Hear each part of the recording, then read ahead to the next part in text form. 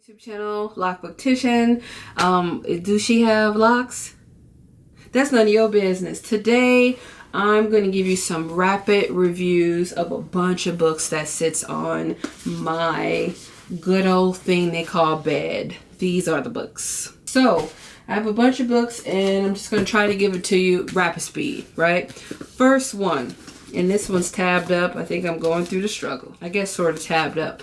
Listen to Your Sister is about siblings who are not listening to their sister, and something happens to their sister and they're forced to reckon with the fact that they are not listening to each other, and especially listening to the sister.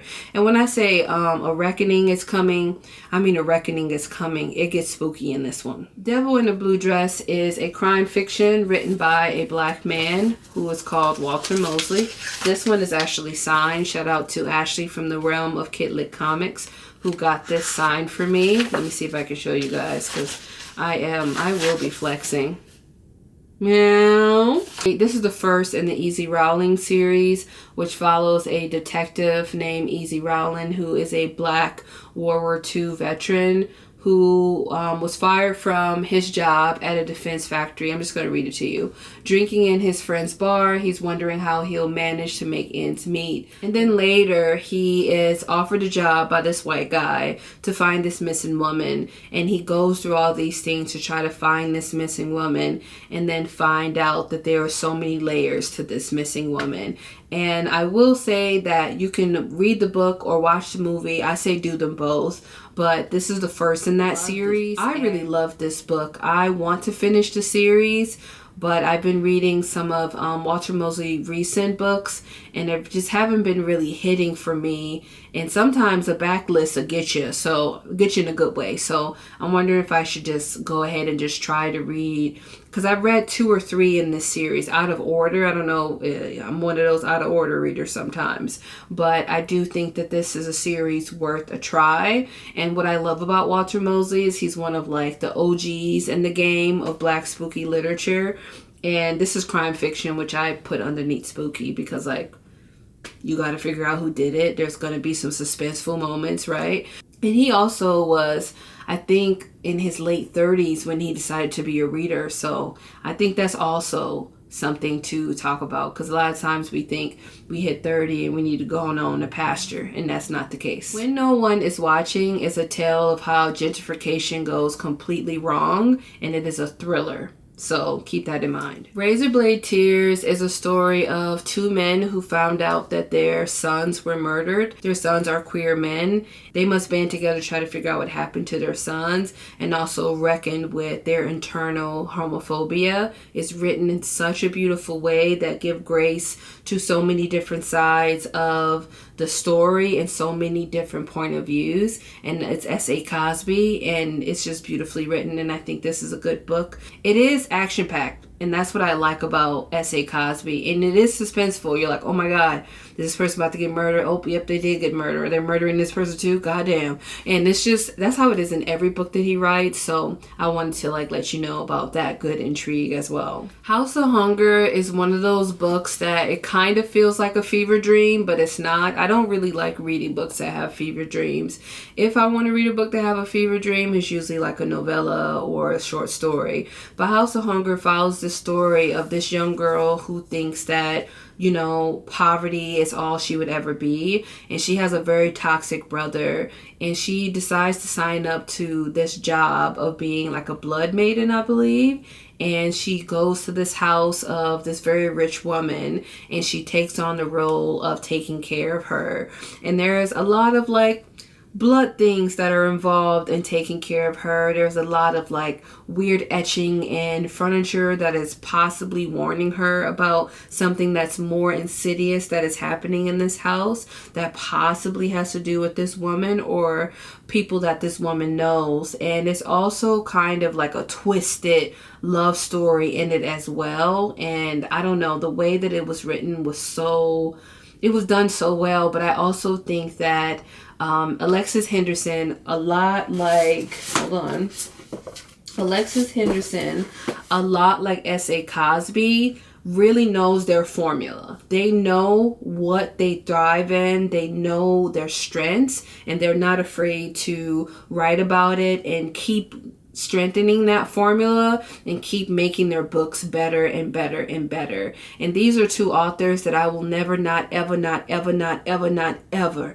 read their books because they're just so phenomenal. The House of Transcendence is an author, Amanda Ross. Really love her. I think you would love her social media presence. She really is that girl. She is queer. This book has to do with queer characters. This is a story of a queer woman. Her name is Zora. She's a necromancer. And she is really kind of like fumbling through life. And she got a job with this woman to try to solve the murder of her lover. And while she's trying to do that, she's also running into some ghosts that is kind of cramping her style and scaring the shit out of her. And it will scare you as a reader. I just want you to know it scared me. Maybe it won't scare you, but it scared me. And just watching her trying to figure out this murder mystery was like one of the most entertaining and enthralling stories that I've read in a while.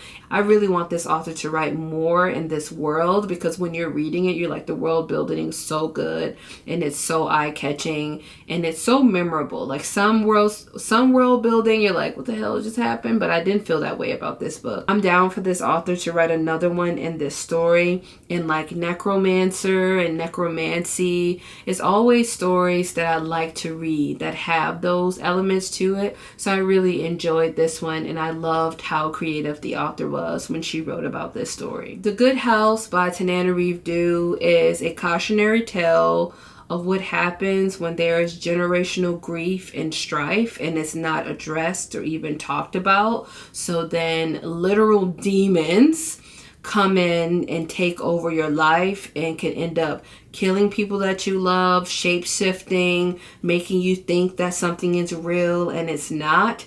And it's also a story of how being tied to ancestral and root magic can really help you defeat things that are trying to come against you in the spiritual world. It is a lot of trigger warnings. I want you to look that up. There is a lot of trigger warnings in this book. However, I don't think that you're going to read this book and say, well, this was trash. It is a tome. It is not a short book, but it is impeccably written. And I will say that about any book that's written by Tananarive Due. If you're looking to get into this author, I did do a how-to guide for her books, and I will put that link in the description box below as well. A Comb for Wishes is a middle grade about this little girl who finds the comb of a mermaid and makes a deal with her.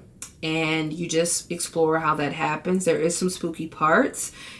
Sometimes, kids think that they're ready for things and turns out they're not. And some things are spooky and the world is, can be a very scary place. So I really enjoyed this middle grade as well. The Vanquishers follows these young kids here who are the children of the parents in this town. Their job was to vanquish vampires. And one day, one of their friends go missing, and they're just trying to figure out what happened to their friends. And their parents is like kind of being like, you need to protect yourself.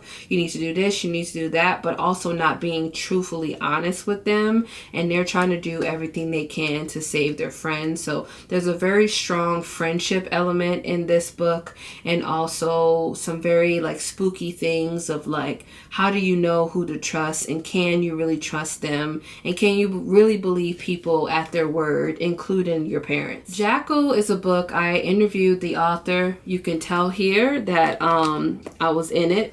You can clearly tell that I was in it. I read this book 3 times. I also read this book 2 times. I read this book 2 times, and I did read this book 2 times. So I'm not a big rereader, but sometimes you gotta do what you gotta do.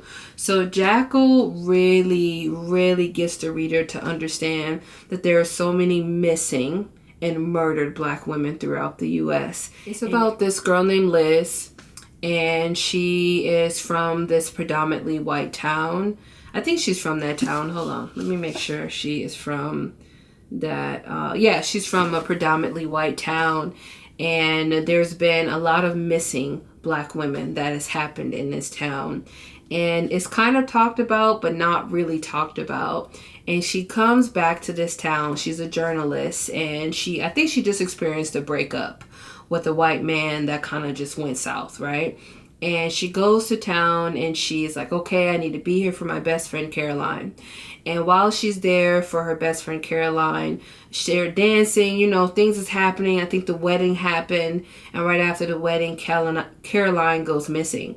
So she is trying to figure out where is Caroline, but she's also interrogating her identity. She's interrogating what happened in that breakup. And she's also interrogating why people aren't looking towards certain people in the communities who she know have nefarious intentions. And she's just like, I know somebody did it.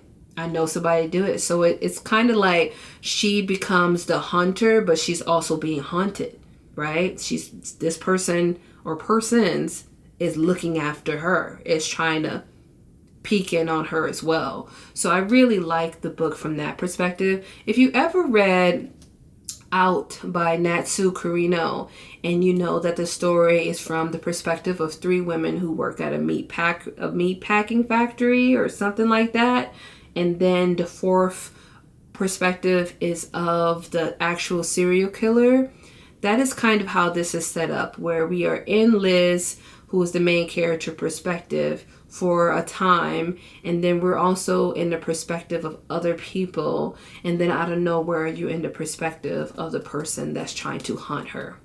So I thought that was beautifully done. I'm looking around like, damn, what books did I talk about, what not? And also this video is about books that I physically have. So if you're like, Brie, there's so many other books, these are the books that I physically have that is on my favorites bookshelf. This book I really loved. I didn't like The Violent Conspiracy, and what I loved about this author is one time I wrote a comment underneath something about like why I didn't like The Violent Conspiracy, and he was like, that's a valid critique, and it's really rare for you to see stuff like that, and I feel like that is acceptable for me, for authors to be in reader spaces and respond like that. So to me, I was okay with it. This book I felt like really touched my heart because the main character is clearly autistic or have some autistic symptoms, and she is nonverbal. Okay, so this is a story, to me, the story is about this woman named Josephine, again, who is autistic or on the autism spectrum. And she was just a musical genius. She really was. She saw music in a way that is not typically being seen, and the way that she was able to create music. Like, she had a beautiful mind when it came to music. And there was like this white man, I think it was a white man, who have been praised for his work. Like, he's like one of the greatest composers since Beethoven, and his name was Frederick Delaney. And people just loved him. And there was one of his works that a professor called Bern Hendricks found out as he was like going over his work, because he knows this Freddie person back and forth, up and down. And he's looking and he's like, well, I'm finding something that shows that the markings in what this Freddie person did is different than of this other like sheet music or something that he found. And that's what I think is beautiful about linguistics, is like you can tell from people handwriting what is authentic or not. So he pretty much used that to be like, I don't know if this is, the same thing. And he kind of battled with it. And it also goes like in and out of time. It goes, in the 1920s to current, in the 1920s to current. And you're watching him figure out if this composer really deserved the credit that was given to him, or if it was stolen off the back of a black woman. There are so many suspenseful moments in this thriller, and I just thought it was beautifully done. And it's an important novel for sure, that talks about like how often, black people creativity or black people bodies were stolen to further the plot of white supremacy. I think a lot about the Tuskegee experiments. I think a lot about that woman, I'm blinking on her name, who her actual body was used by John Hopkins to further these cells that's used heavily in cancer research to this day, and she hasn't been compensated for it. So there's just so many examples of that. Even if you read the book called Medical Apartheid, you would know exactly like what I'm talking about. So to me, I feel like we should definitely interrogate how often Black bodies, sounds, and everything was stolen. Even looking at you, Elvis. Looking at you. You hear me? The last book we're going to talk about is one of my favorite books. And it is called You're Not Supposed to Die Tonight. This is a slasher. This is a beautifully written slasher. It's getting straight to the point and it's standing on business. It follows the story of this girl, and she is so excited to be at this camp. And this camp was the setting of a famous slasher movie, and they kind of like recreate it for campers. And she's so intense about it, where she's like, look, everybody, we have to do this, we have to do that. She's super like type A about it and making sure that, you know, everybody can have a good time. And then people come up missing, and she's like, wait, what's going on? You know, what's really happening here? And, you know, it just goes into the motions of a typical slasher. And I just think that it was done really well. I really love the queer rep in it as well. I don't know. This book really owes me nothing. The pace of this book is also phenomenal. And again, and it's Kaylin Barron, who always writing queer stories, queer Black stories. She does a lot of queer retellings as well.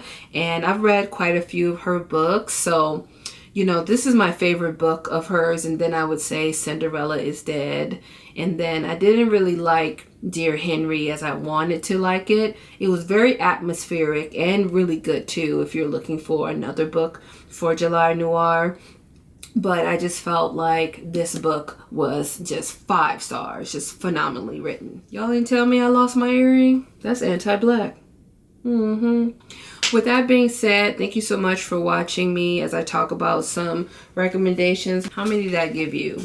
1, 2, 3, 4, 5, 6, 7, 8, 9, 10, 11, 12. Wow, I couldn't give you 13, but I did talk about some other books. No, that's right. So that is a lot. That is a lot. And they're not all in the same like way, but these are the books. And you know, it is what it is. And have a good day. And thank you so much for participating in July Noir. Have a fantastic rest of your day. And I hope the readathon is just as spooky as you are.